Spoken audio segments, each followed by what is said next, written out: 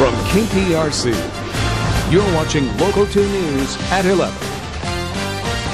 Well, joining the Army or becoming an astronaut, either one would be a highly respectable career path. Well, imagine doing both. Coming up next, the 4 soldier astronauts serving our country in war and in space exploration. Well, a lot of people don't know this, but 4 astronauts are also U.S. Army soldiers. Yeah, and one of them is actually part of the Endeavour crew that's getting ready to launch this weekend.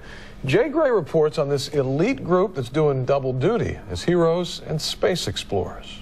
Booster ignition and liftoff. In what is already an exclusive club of American astronauts, they are an even rarer breed. Being an Army astronaut, yes, a little bit different.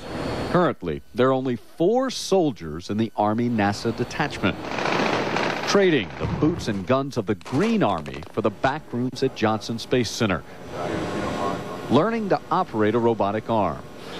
Fatigues have given way to a full spacesuit, then 6-hour training sessions underwater. It's a much different environment than their previous Army experience in the war zone. Space is literally a world away from the battlefields in Iraq and Afghanistan. But these Army astronauts are quick to point out, at their core, the 2 missions actually have a lot in common. In my mind, there's a very, very close connection because in both cases, they're really a team sport. If you're in the military, everybody has to do their job impeccably in order to succeed. And the same here at NASA. As soon as those engines light underneath you, you're very, very thankful for the training. Colonel Doug Wheelock called on his Army training during a critical spacewalk to repair a torn solar array on the International Space Station.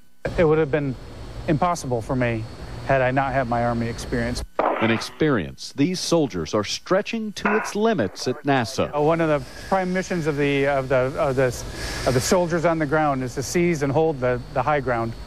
And so it's the ultimate high ground. But even in orbit, they're never that far away from those still on the front lines. It's kind of a glamorous job to be able to go fly in space, but truly my heart is with all those soldiers and officers that are serving overseas defending our country. The force is with you. Once you're Army, aren't you Army for life? Even in space. What an awesome view.